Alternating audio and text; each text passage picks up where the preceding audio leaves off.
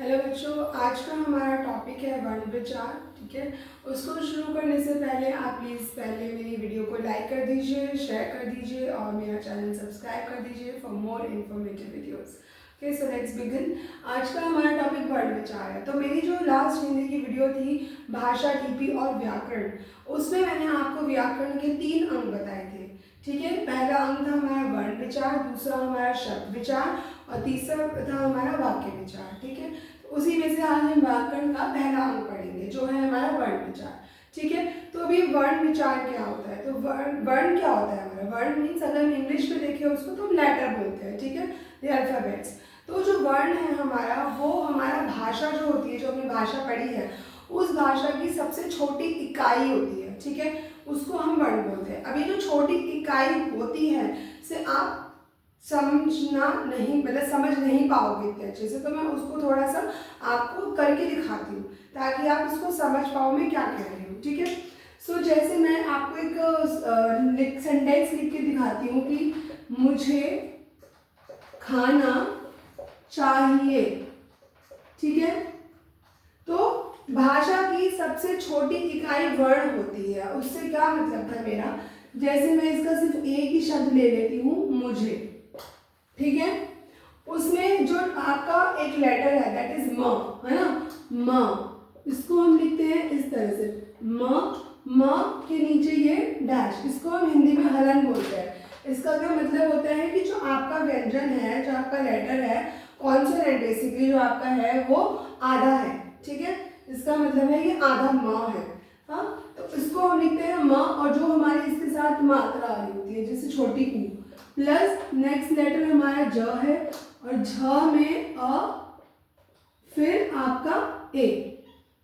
ठीक है, ए हो गया आपका ए। ठीक है, अभी मैं बताती हूँ कि कैसे।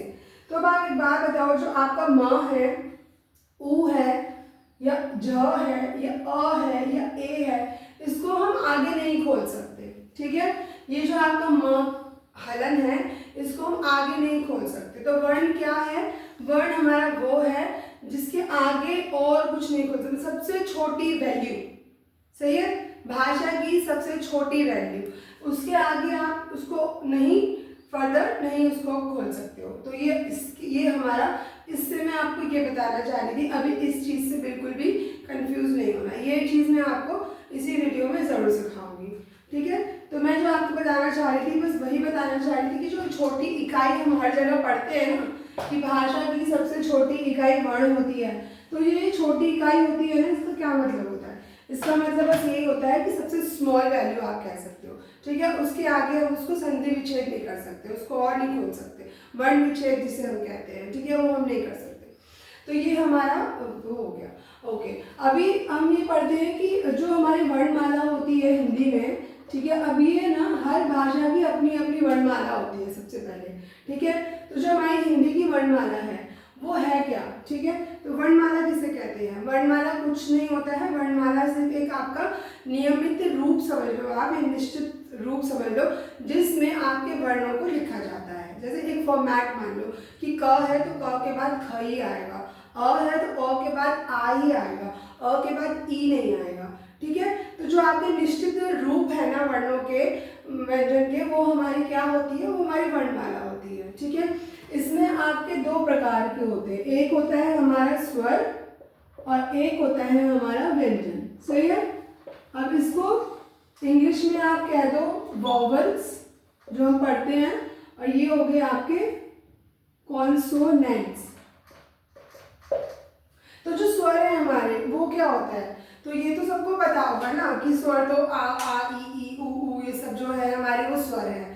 ठीक है, पर स्वर है क्या? ठीक है, तो स्वर आपके वो वर्ण होते हैं, वो भी वर्ण है। ठीक है ना, देखो वर्ण है वो, तो वो कौन से वर्ण है? वो वर्ण है जिनको किसी की सहायता की जरूरत नहीं होती, जो अपने में ही पूर्ण है। ठीक है, जैसे अ, आ, ई एंड सो ऑन। ठीक है, जो भी हमारे कितने स्वर होते हैं? हमारे टोटल 11 स्वर होते हैं। ठीक है, हमारे 11 स्वर होते हैं। तो जो मैंने अभी बोला कि स्वर वो वर्ण होते हैं जिनको किसी की सहायता की जरूरत नहीं होती, इससे मेरा क्या मतलब था?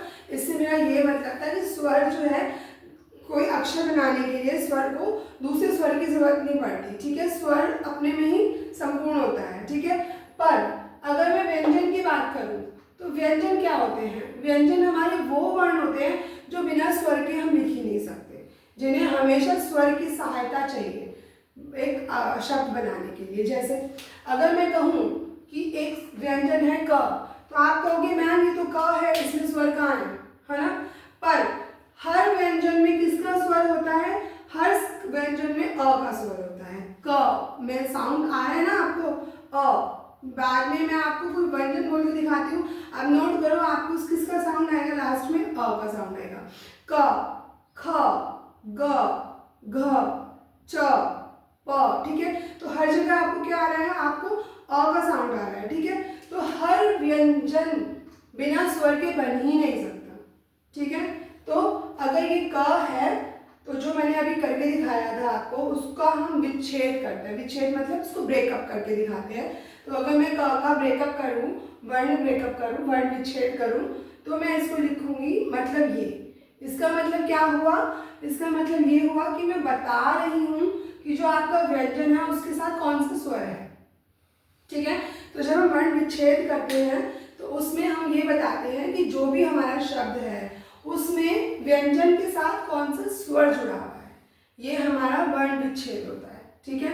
जैसे मैंने बताया क के साथ अ है, ख है आपका, तो ख के साथ क्या हो गया? ख के साथ भी अ का स्वर आ रहा है। अब ये जो यहाँ पे नीचे लगता है ना, ये इसको हम क्या कहते हैं? ये इसको हम हिंदी में बोलते हैं हलन, ठीक है, हलन। इसका मतलब ये होता है कि जिस भी व्यंजन के नीचे लिखा होता है, जिस भी व्यंजन के नीचे लिखा होता है, इसका मतलब होता है कि वो व्यंजन आधा है। आधा है मतलब स्वर रहित है। स्वर रहित का मतलब क्या होता है? उसमें स्वर नहीं है, ठीक है। जिस व्यंजन के साथ स्वर नहीं जुड़ता उसके नीचे हलंत लग जाता है, मतलब वो आधा व्यंजन है।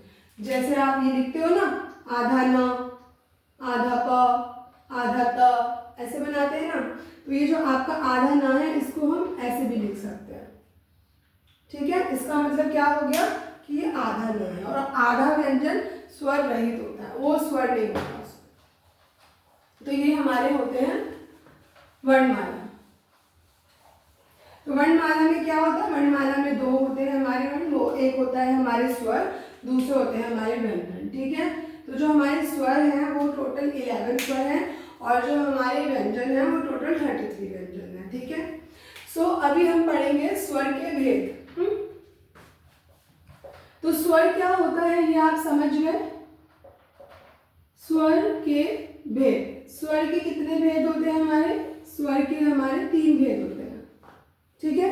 पहला कौन सा होता है? पहला होता है हमारा अस्वर, दूसरा होता है हमारा दीर्घ स्वर, और ये होता है हमारा प्लूत स्वर। तो अस्वर, दीर्घ स्वर, प्लूत स्वर क्या होता है? 3 प्रकार होते हैं स्वर के। तो आपका ये जो स्वर होते हैं, इस स्वर में कौन से स्वर आते हैं? इसमें हमारे पास स्वर आते हैं अ, उ, छोटा अ, छोटा उ, छोटी ई और र, ठीक है। ये भी हमारा स्वर होता है, ये व्यंजन नहीं होता है, ठीक। तो छोटा है तो मतलब क्या है? इसका मतलब ये है कि ये वो स्वर होते हैं जब हम इनका उच्चारण करते हैं। उच्चारण मतलब जब हम इनको बोलते हैं तो उसकी जो आवाज, उसकी जो ध्वनि होती है वो कैसी होती है? वो छोटी होती है, ठीक है। इसका मतलब ही क्या होता है? इसका मतलब होता है शॉर्ट इन इंग्लिश, ठीक है। तो जब भी हम उन स्वरों का उच्चारण करें जिनकी जो साउंड है, जिनकी ध्वनि कैसी है? छोटी है, कम है, तो कैसे? जो कम समय लेते हैं उच्चारण में, आप ये भी कह सकते हो कि जिनका उच्चारण बोलने में समय कम लग रहा है, वो कौन से स्वर कहलाते हैं? वो हमारे कहलाते हैं अस्वर, मीन शॉर्ट वन, ठीक है। तो अ, उ, ई, र, ठीक है। अभी जो आपका र है ना, दिस वन, इसका ना जो उच्चारण होता है हिंदी में वो होता है री, ठीक है। मात्रा का मैं इसका नहीं कह रही हूँ, ठीक है, मैं मात्रा की बात कर रही हूँ। अगर हम इसकी मात्रा, क्योंकि जो हमारे स्वर होते हैं वो क्या होते हैं, उनकी मात्रा ही लगती है ना, है ना, व्यंजन के साथ उनकी मात्रा ही लगती है। तो जो हम, क्योंकि साउंड है ना वो ध्वनि है, तो जो र है उसकी जब आप उसको मात्रा के रूप में यूज करोगे तो उसका प्रोनाउंसिएशन, उसका उच्चारण क्या होता है, र नहीं होता है, री होता है। ठीक है, ये दूसरा। इसका एक ये भी है कि जो ये मात्रा है इसका साइन होता है ऐसे, ठीक है, सी मान लो आप छोटा सा, और हमेशा वो व्यंजन के पैरों में लगता है। अब व्यंजन के पैरों में लगता है मतलब जैसे मैंने यहाँ पे लिख दिया वृक्ष, ठीक है, तो वह क्या है यहाँ पे आपका व्यंजन, वह व्यंजन है ना, उसके नीचे पैरों में क्या लग गया आपका, री की मात्रा, तो साउंड क्या हो जाएगा, री, री, ठीक है ना, वृक्ष। आप इसको वृक्ष नहीं पढ़ सकते, क्यों, क्योंकि इसका साउंड री है, तो हम इसको कैसे पढ़ेंगे, वृक्ष, सही। और कहाँ लगती है इसकी मात्रा, ये समझ लो जो ल की मात्रा होती है, लोग बहुत कंफ्यूज होते हैं, कभी ऊपर कभी नीचे, तो ये जो गोले वाली मात्रा होती है, जो सी होता है आपका, जो पैरों में लगता है, वो आपका ये होता है, ये स्वर होता है, जिसका साउंड कैसा होता है, री। तो आपको साउंड को पहचानना है, अगर री आ रहा है तो री आ रहा है तो आपका कहाँ लगेगा, नीचे लगेगा, ठीक है। कंफ्यूज नहीं होना, र की मात्रा है, बहुत बच्चे कंफ्यूज होते हैं कहाँ लगनी है, ठीक है। तो ये हो गया हमारा। अब आता है हमारा दीर्घ स्वर, जो दूसरा है हमारा दीर्घ स्वर। दीर्घ स्वर क्या होता है, पहले ये जान लेते हैं कौन कौन से होते हैं। ये होता है बड़ा आ, बड़ा ई, बड़ा ऊ, ओ, और आपका होता है ए और एक ये भी होता है। अब ये क्या होता है, ये तो मैंने बताया नहीं आपको अभी तक कि ये क्या होता है। तो ये क्या होता है, ये भी एक स्वर होता है। कैसे, ये जो आपका आ होता है ना, और जो आपका ओ होता है, हाँ, उन दोनों के बीच का जो साउंड से निकलता है हमारा ये स्वर, ठीक है, उन दोनों के बीच की ध्वनि। लेकिन इसको हम कहाँ यूज करते हैं, इसको हम हमेशा उस जगह यूज करते हैं जब हमें इंग्लिश के वर्ड्स को हिंदी में लिखना है। जैसे मैं आपको एग्जाम्पल बताती हूँ लिख के।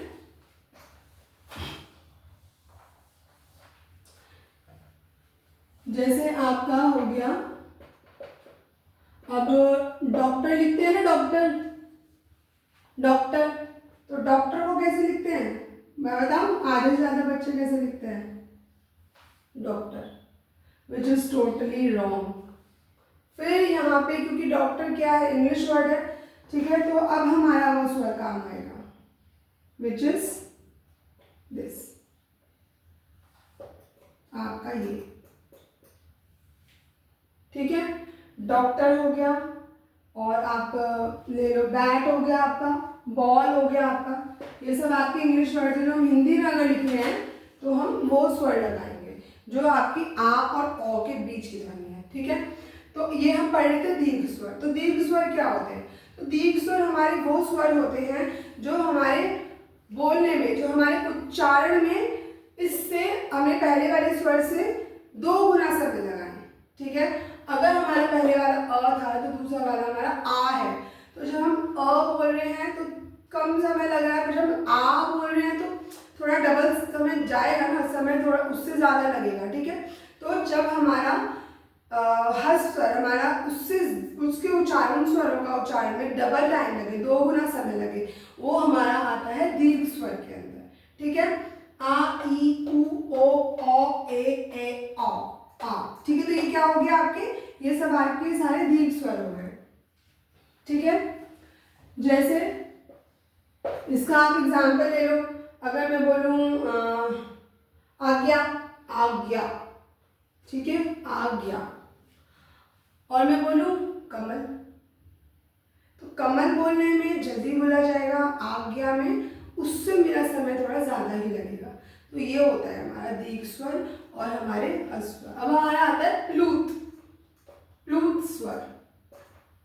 प्लूत स्वर क्या होता है, तो प्लूत स्वर आपका ना एक्चुअली बेसिकली आपका ये काम आता है जब आप दूर से किसी को बुला रहे हो, कोई बहुत दूर है ना, तो आप जब उसको बुला रहे हो, दूर से बुला रहे होते हो, तो उसको वो प्लूत स्वर कहलाता है, ठीक है। जैसे मैं आपको एग्जाम्पल बताती हूँ। और ये जो आपका दीर्घ स्वर है, इसमें मैं एक चीज आपको बताऊंगी, इसका जो मात्रा होती है वो हमारी दो मात्रा शब्द होते हैं, दो मात्रा आती है इसमें। मात्रा का मतलब है दो स्वर आते हैं, ठीक है ना, दो मात्रा आती है। और ये जो होता है ना हमारा प्लूत वाला, ये हमारा तीन मात्रा होता है। तीन मात्रा क्यों होता है? क्योंकि जो हमारा प्लूत स्वर होता है उसके उच्चारण में हमें हस्त से 3 गुना टाइम लगता है बोलने में, और दीर्घ से डबल लगता है, ठीक है। इसलिए अब जितना टाइम लगेगा उतनी मात्रा आएंगी, 2 गुना तो 2 मात्रा, 3 गुना तो 3 मात्रा शब्द, ठीक है। जैसे इसका एक तो आपका होता है ओम, ठीक है। प्लूत स्वर का ना जो साइन होता है वो ये होता है, आप इसको ऐसे मान लो कि ये ऐसे ऐसे, ठीक है, इस तरीके से ओम, ठीक है। तो 3 मात्रा आ रही है इसमें ओम, ठीक है। इस तरीके के जो शब्द होते हैं जिसमें 3 गुना ज़्यादा समय लग रहा है वो ये होते हैं। अच्छा, अब मैं बोल रही थी कि इसको हम यूज़ करते हैं दूर से पुकारने के लिए भी, दूर से पुकारने का, है ना। तो दूर से पुकारने का मतलब जैसे जैसे ये हो गया, मानो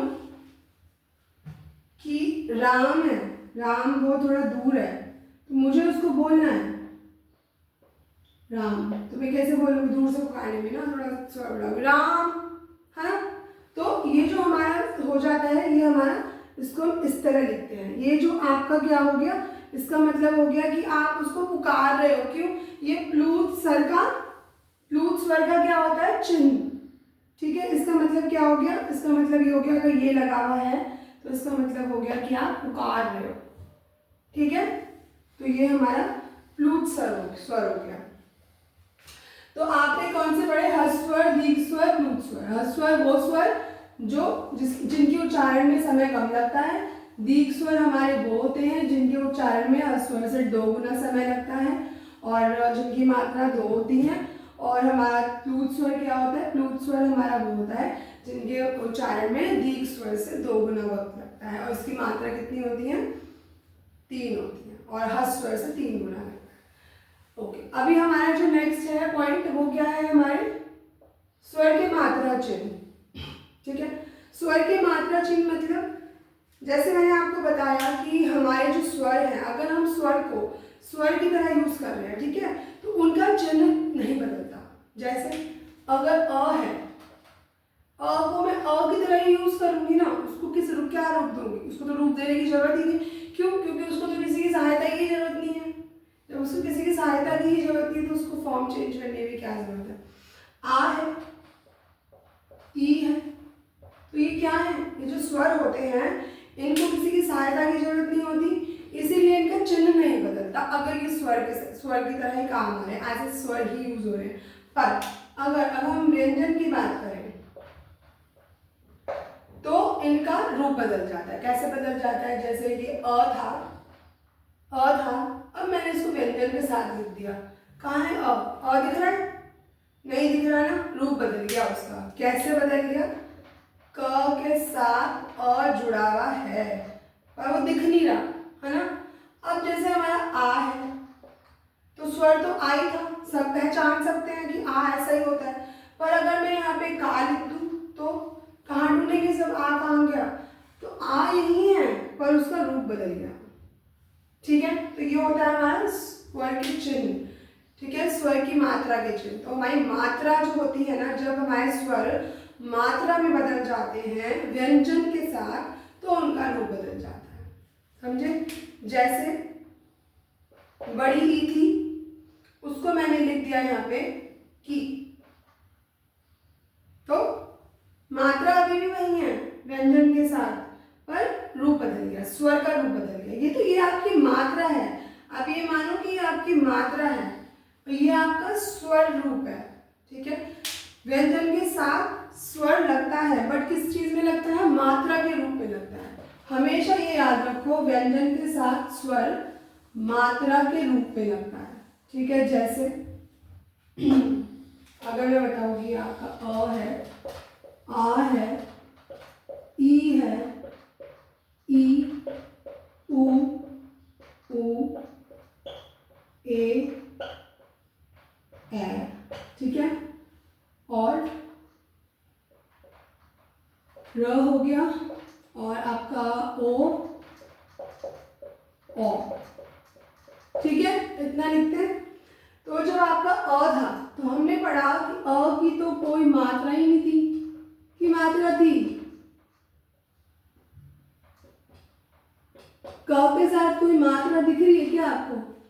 नहीं दिख रही ना। तो क के साथ पर स्वर तो है अ, तो मतलब अ जो होता है हमारा स्वर, वो एक ऐसा स्वर है जिसकी मात्रा नहीं होती, जो हमेशा हर व्यंजन के साथ जुड़ा रहता है। ठीक है, अब आते हैं हम आ पे।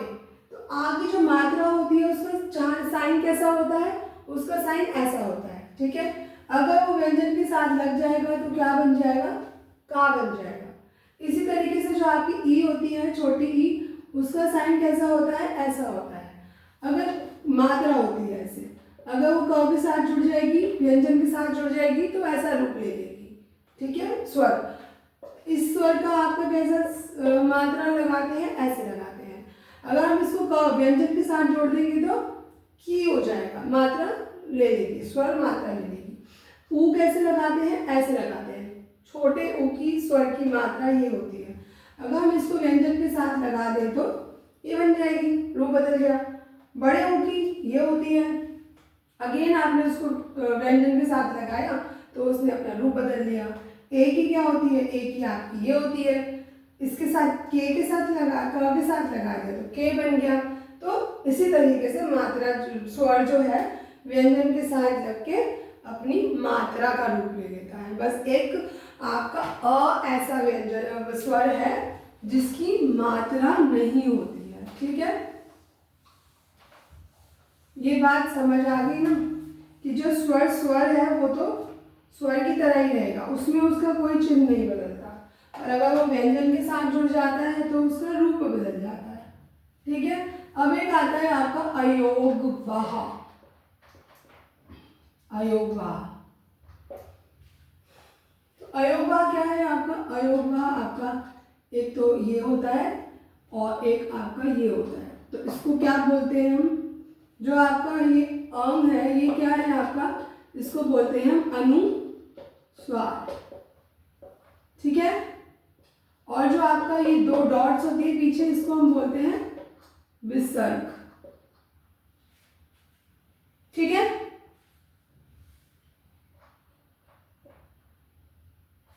विसर्ग। ठीक है, तो ये क्या होता है हमारा? अयोग मतलब क्या है? अयोग, अयोग का मतलब होता है साथ चलने वाला, साथी मान लो आप, जो साथ चले। ठीक है, तो जो हमारे ये होते हैं ना हमारे, इनको हम अयोगवाह कहते हैं। ये दो हमारे अयोगवाह होते हैं। तो जो हमारा अनुस्वार होता है वो क्या होता है? पहली बात तो अयोगवाह जो है ना तो वो स्वर है और ना ही वो व्यंजन है। ठीक है, ये आपके ना तो स्वर है ना आपके व्यंजन है, मतलब और नहीं, मतलब आप ये मानो ये बिंदु, या आप मानो अपना विसर्ग, यही तो है अयोगवाह। ठीक है, ये तो ये क्या है? ना तो ये स्वर है और ना ही ये व्यंजन है। ठीक है, तो ये, और ये किसके बाद लगते हैं? ये हमेशा स्वर के बाद लगते हैं, स्वर के बाद लगते हैं। जैसे अ के बाद लग गया और स्वर के बाद लग गया, समझ गए?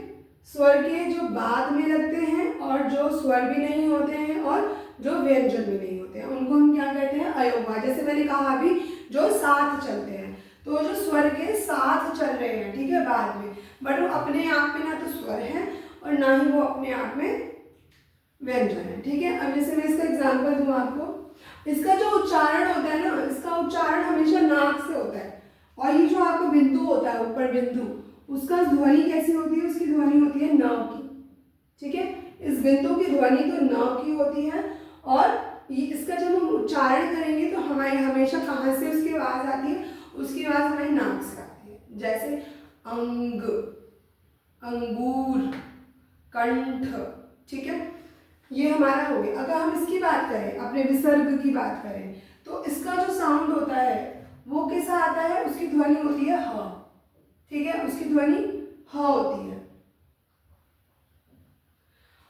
तो उसको जैसे हम कैसे बोलेंगे? और ये विसर्ग वो शब्द होते हैं जो ज्यादातर संस्कृत शब्द होते हैं। ठीक है, जैसे आपका हो गया अतः, पुनः, स्वतः, ठीक है, दुख। तो आप ये देखो कि जब भी मैं इनको बोल रही हूँ तो बाद में कैसा साउंड आ रहा है, बाद में किसकी ध्वनि आ रही है, बाद में आपकी ह की ध्वनि आ रही है। अतः, पुनः, स्वतः, ठीक है। तो विसर्ग क्या होते हैं जिसमें बाद में आपका ह का ध्वनि आए, ह का साउंड आए, और ज़्यादातर वो आपके संस्कृत शब्द में ही आता है, ठीक है। ये आपके विसर्ग होते हैं। अच्छा, मैं कुछ आपको एक अनुस्वार के वो बताती हूँ एग्जाम्पल थोड़ा, जैसे हम उसको कैसे लगाते हैं न को, ठीक है। आधा न होता है वो हमारा, ठीक है, आधा न जो बिंदु होती है। जैसे मैं बोलूँ कि ये मैंने लिखा कंठ, एक ही शब्द है आपका कंठ, तो मैं देखो बोलूँ कंठ, तो आपको न का साउंड आ रहा है, बट पूरा ना का तो नहीं आ रहा, बट पता है न का साउंड आ रहा है, तो इसका मतलब हम इसको अनुस्वार में कैसे लिखेंगे, कंठ। तो जो आप आधा ना का साउंड था वो क्या हो गया आपका, ऊपर चला गया, अनुस्वार में चला गया। जैसे मैं बोलूं अगर चन चल, चन चल, ठीक है। तो ये आपका जो है न का साउंड आ रहा है अभी भी, इसको मुझे लिखना है अनुस्वार के साथ, तो मैंने इसको आधा जो ना था उसको अपनी बिंदु में चेंज कर दिया, अनुस्वार में चेंज कर दिया। तो मैंने इसको कैसे लिखा, चन चल, समझ आए, ठीक है। तो ये हो गया हमारा अनुस्वार। अब एक तो ना, एक होता है अनुनासिक, अनुनासिक। अब बच्चों को ना ये तो बड़ा कंफ्यूजन रहता है कि भाई ये कब लगाना है और ये कब लगाना है, इनमें तो दोनों में ही न का साउंड आया है ना, तो इनमें क्या फर्क है, अब इनका फर्क जानिए जरा, ताकि आपको आगे से इस चीज की प्रॉब्लम ना आए कि इसको कब लगाना है, उसको कब लगाना है। तो सबसे पहले ये जो हमारा अनुनासिक होता है ना, इसको हम बोलते हैं चंद्र बिंदु, ठीक है। अनुस्वार को बोलते हैं बिंदु। जो आपका अनुनासिक है ये हो गया आपका चंद्र, मतलब चंदा जैसा, ठीक है ना, चंद्र बिंदु। और जो आपका अनुस्वार है ये आपका हो गया ओनली बिंदु, ठीक है। तो जैसे मैंने आपको बताया था कि जो हमारा अनुस्वार होते हैं उनका जो उच्चारण होता है वो नाक से होता है, जैसे अंग हो गया, अंगूर हो गया, पर इसका तो केवल नाक से होता है। तो अब आपको क्या करना है, मैं बताती हूँ, आपको एक प्रैक्टिस करनी है इस चीज को प्रैक्टिकली समझने के लिए। इसका जो उच्चारण होता है वो नाक और हमारे गले दोनों से होता है, ठीक है। जैसे आंख, आप बोलो आंख, तो अब क्या है ना, आवाज आप फील करोगे तो जो उच्चारण है वो दोनों जगह से आ रही है, ठीक है। तो ये आपको प्रैक्टिस करके देखो। तो ये जो है हमारा केवल नाक से आती है और ये हमारे नाक और गले दोनों से इसकी साउंड आती है, न की साउंड, ठीक है। जैसे आपका जो अनुनासिक है उसके एग्जाम्पल होते हैं, जैसे आंख, ठीक है, चांद। तो ये बोल के देखोगे ना, अंग बोल के देखोगे, अंग, कंठ, तो आप इसको नोट करना पड़ेगा आपको, बोलते हुए आपको आपकी जो ध्वनि निकल रही है न की उसको नोट करो। नोट करने के बाद उसका कंपैरिजन करो, तो आपको समझ आ जाएगा कि ये बिंदु और चंद्र बिंदु जो दोनों के नाक साउंड होते हैं वो कब लगते हैं, ठीक है। वो केवल जब नाक से आ रहा हो, नाक और गले दोनों से आकर नाक का साउंड आ रहा हो, तो हम तब लगाते हैं, ठीक है। तो ये होता है हमारा अनुनासिक, जो हमारा चंद्र बिंदु होता है। तो ये तो हमने क्या पढ़ा, ये हमने पढ़ा स्वर। अभी तक स्वर में हमारे कौन से भेद हो गए स्वर के, और हमने पढ़ा कि हमारा अयोगभाव क्या होता है, अनुनासिक क्या होता है, अनुस्वार क्या होता है, विसर्ग क्या होता है, ठीक है। अब हम आते हैं अपने व्यंजन योग पर, जो हमारी वर्णमाला का दूसरा पार्ट है, ठीक है, व्यंजन। तो जैसे मैंने आपको बताया था कि जो व्यंजन होते हैं वो कभी अकेले नहीं चल सकते, उनको हमेशा क्या चाहिए अपने साथ, स्वर चाहिए अपने साथ, सही है। तो वो कौन से वर्ण होते हैं, वो वह वर्ण होते हैं जो बिना स्वर के नहीं बन सकते, ठीक है, वो वर्ण होते हैं। जैसे आपको पता ही है क ख ग घ घ ड़, ये सब जो हो गया अपना। अब इनके होते हैं हमारे प्रकार, 33 होते हैं, ठीक है। जब ऐसे लिखते हैं ना अपना क, ठीक है, प, इस तरीके से जो हम पूरा लिखते हैं प तक, जो हमारी राइट लाइन्स होती है, इसको ऊपर वाले को हम बोलते हैं क वर्ग, मतलब क वाली लाइन, च वर्ग एंड प वर्ग तक, ये होते हैं हमारे व्यंजनों में, ठीक है। ये हमारे 33 होते हैं। टोटल अपना कहाँ तक होता है, य ल ल व श श स, ये सब मिला के। अच्छा, तो इनके भी ना अपने अपने टाइप्स हैं, ठीक है। व्यंजनों को भी हमें 3 प्रकार में बांटा हुआ है। तो जो मैंने आपको अभी वर्ग बताया और य ल व अलग मैंने करके बताया, वो मैंने क्यों बताया, मैंने इसलिए बताया क्योंकि वो जो हमारे व्यंजन हैं उनको हमने प्रकारों में बांटा हुआ है, इसीलिए, ठीक है। तो पहला जो प्रकार है हमारा व्यंजन का, वो क्या है, वो है हमारा स्पर्श व्यंजन, ठीक है। दूसरा हमारा है अंतः। अब यहाँ तो अनुस्वार और विसर्ग दोनों ही आ रहा है, अंतः, ठीक है, अंतस्थ। और तीसरा क्या है अपना ऊष्म व्यंजन। अभी कौन कौन से व्यंजन है, सो ये व्यंजन हो गए हमारे क वर्ग से लेके प वर्ग तक, जो हमारे व्यंजन होते हैं वो स्पर्श व्यंजन कहलाते हैं, ठीक है। उसके बाद आपके आता है य र ल व, य र ल व आता है प व के बाद, ठीक है। तो ये कौन से होते हैं हमारे, ये होते हैं हमारे अंतस्थ, ठीक है। फिर आता है हमारा ऊष्म व्यंजन। अब ये ऊष्म व्यंजन क्या है, मतलब हमारा ऊष्म व्यंजन में आता है हमारा श, स और ह, ठीक है। तो ये हमारे जो व्यंजन थे 3 प्रकार, तो हमारे 33 व्यंजन होते हैं, इसको हमने डिवाइड कर दिया। पहला हमारा स्पर्श में क से लेके प वर्ग तक रहेगा, मतलब वर्ग मीन्स वो रो जो हो गई, और आपका अंतस्थ में प वर्ग के बाद वाली रो आती है य र ल व, और ऊष्म में लास्ट श स ह, ये त्र और ज्ञ इसमें नहीं है, इस इन प्रकारों में। अब वो क्या है वो मैं इसके बाद बताऊंगी, ठीक है। तो अब स्पर्श व्यंजन क्या है, तो स्पर्श का मतलब क्या होता है, स्पर्श मतलब टच, ठीक है, छूना, ठीक है। तो जिन व्यंजनों के का जब हम उच्चारण करते हैं ना, उन व्यंजनों का जब हम उच्चारण करते हैं और जो हमारी टंग होती है, हमारी जो जीभ होती है, वो हमारे तालु क्या होता है, तालु हमारा पैलेट होता है, ठीक है, जो हमारा ऊपर वाला हिस्सा होता है मुंह का, उसको जब स्पर्श करें, ठीक है, स्पर्श मतलब छुए, ठीक है। तो जब आप ये वाले व्यंजन बोलोगे क से लेके प वर्ग तक के, ठीक है, तो उनको जब आप बोलोगे तो आप ये नोट करो कि जो आपकी जीभ है वो आपके तालु को पूरी अच्छी तरीके से छूती है, ठीक है। तो वो आपके स्पर्श व्यंजन हो गए। क, कमल, कमल, आप कमल बोल के देखो, पूरा जीव आपका ऊपर जाएगा, ठीक है। अब आता है आपका अंतःस्थ, ठीक है। अंतःस्थ मतलब बीच में, ठीक है। तो कौन से व्यंजन हो गए हमारे, ये वाले व्यंजन हो गए। तो इसमें क्या होता है, इसमें हम जब उनका उच्चारण करते हैं तो हमारा जो जीभ होती है वो हमारे पूरे तालु को अच्छी तरीके से स्पर्श नहीं करती। मैं ये नहीं कह रही कि स्पर्श नहीं करती, मैंने कहा पूरी तरह स्पर्श नहीं करती, ठीक है। तो जब व्यंजन आपकी पूरी तरह आपके तालु को स्पर्श ना करे, आपकी जीभ, ठीक है, तो वो व्यंजन कौन से होते हैं, वो व्यंजन हमारे अंतःस्थ व्यंजन होते हैं, य र ल व, ठीक है। बोल के देखो, यात्रा तो करेगी पर पूरा नहीं करेगी, रथ, ठीक है। इस तरीके से प्रैक्टिस करो, ये प्रैक्टिस की चीज़ है, आपको प्रैक्टिस करनी पड़ेगी। वर्ड्स बनाओ, प्रैक्टिस करो, अपनी जीभ को नोट करो कि कहाँ लग रही है, अगर लग रही है तो कहाँ लग रही है, तो फिर कौन सा व्यंजन है, ये प्रैक्टिस करनी पड़ेगी इसकी। अब एक आता है हमारा ऊष्म।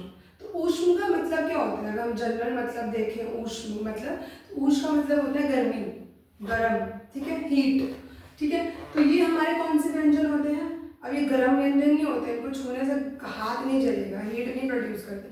हाँ, बट ये कौन से व्यंजन होते हैं, ये वो व्यंजन होते हैं कि जब हम इनका उच्चारण कर रहे हैं और जो हमारी सांस होती है, हमारी श्वास जिसे हम बोलते हैं, इनका उच्चारण करते हुए जो हमारी श्वास तेजी से बाहर निकलती है ना, हमारी सांस तेजी से बाहर जो निकलती है, तो उस तेजी से बाहर निकलने की वजह से जो गर्मी पैदा होती है हमारे बोलने में, तो उसको हम बोलते हैं ऊष्म व्यंजन। ठीक है, ऊष्म मतलब हीट होगी ना, गर्मी पैदा हुई, तो कौन से व्यंजन? वो व्यंजन जिनको बोलने से हमारी सांस तेजी से बाहर निकलती है और उस तेजी से बाहर निकलने में जो हीट प्रोड्यूस होती है उसको हम ऊष्म व्यंजन कहते हैं। ठीक है, श, श, स, ह।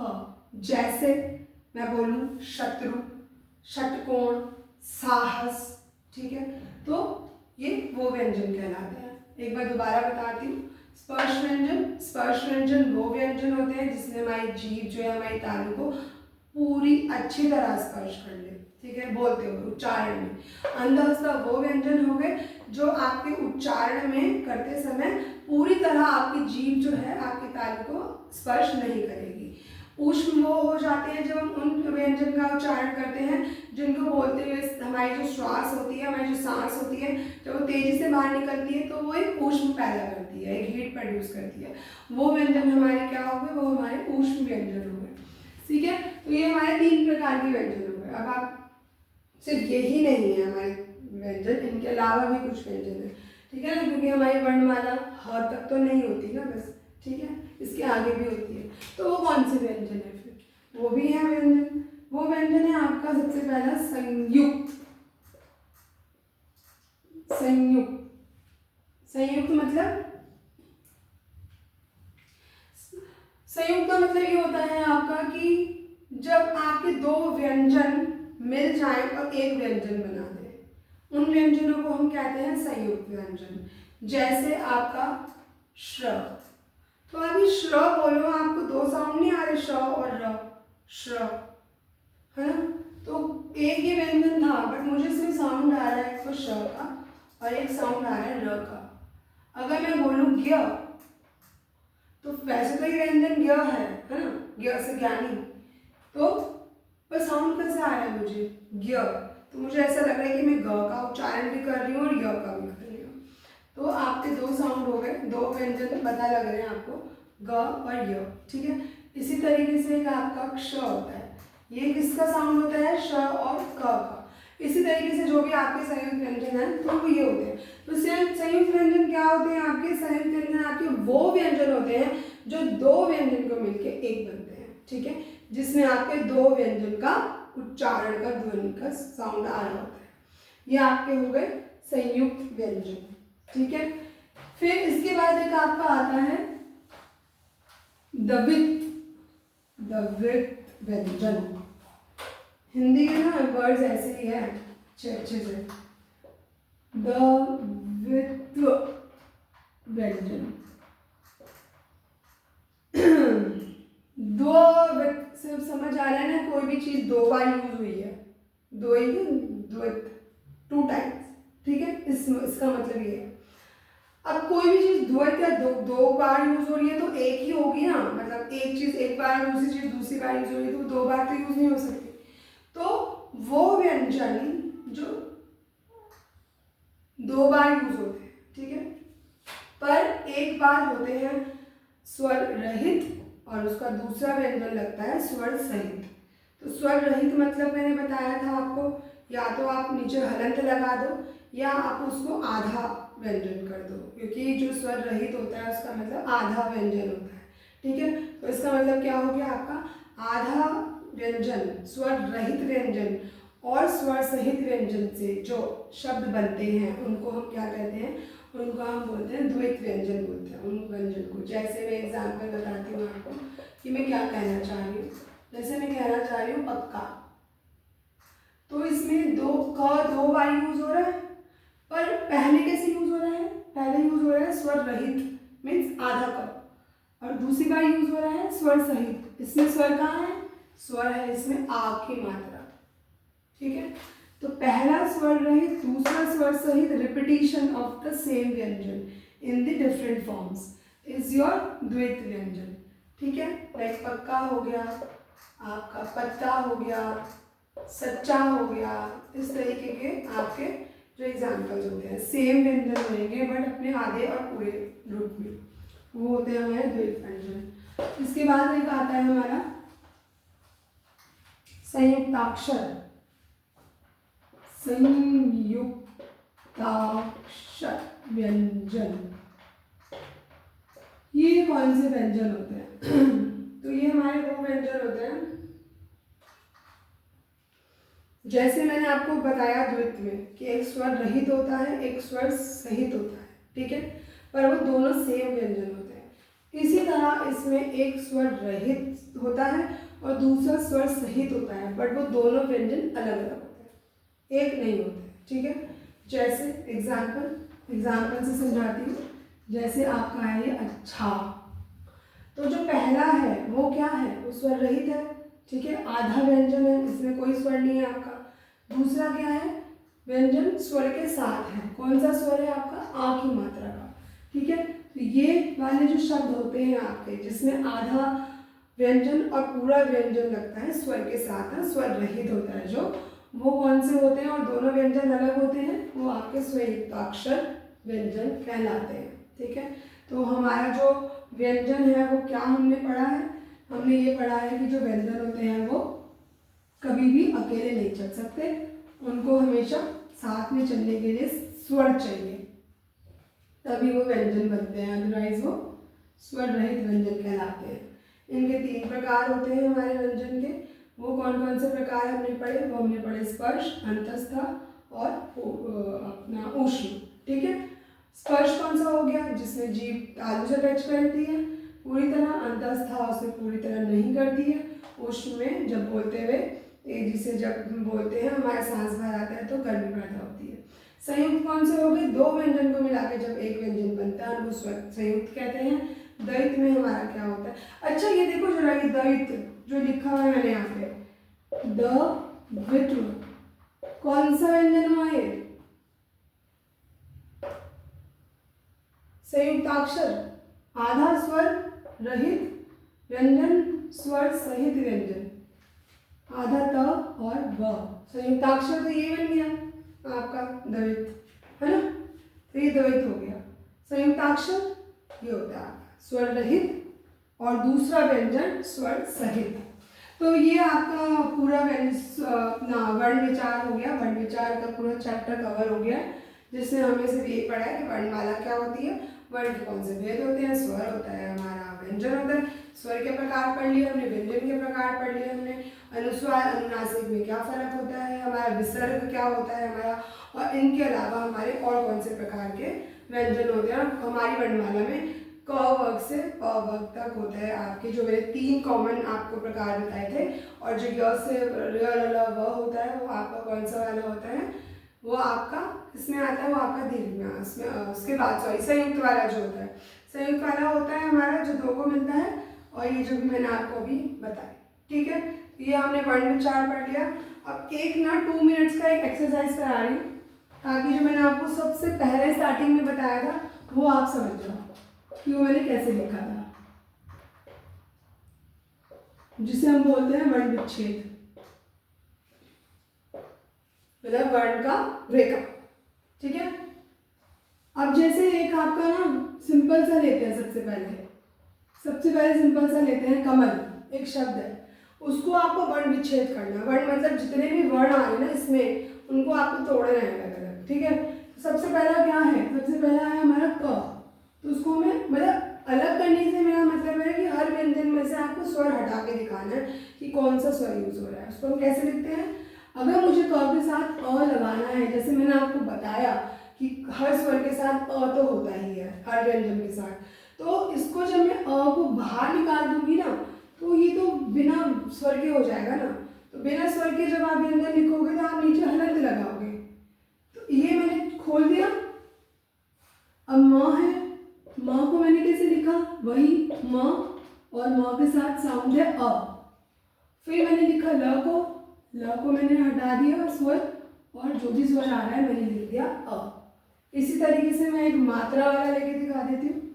जैसे मैं बोलूँ आपको बोली, चलो बोली करते हैं, ठीक है, बोली। इसका मुझे वर्ण विच्छेद करना है, तो वही व्यंजन को स्वर से अलग हटा के रखने हैं, ठीक है। तो सबसे पहला व्यंजन क्या है यहाँ पे? ब। तो मैंने लिखा ब। अब मुझे उसका स्वर निकालना है, तो मैं हलंत लगा दूंगी नीचे, ठीक है, स्वर रहित करने के लिए। प्लस लगाएंगे हम बीच में। कौन सी मात्रा आ रही है, कौन सा मात्रा मैंने बताई थी आपको, ये मैंने आपको बताई थी ओ की मात्रा। तो अब मैं यहाँ पे ये बता रही हूँ कि जो ब था ना, उसको कौन सा स्वर मिला हुआ था, उसको ओ स्वर मिला हुआ था, तो उसने मात्रा का रूप ले लिया था, ठीक है।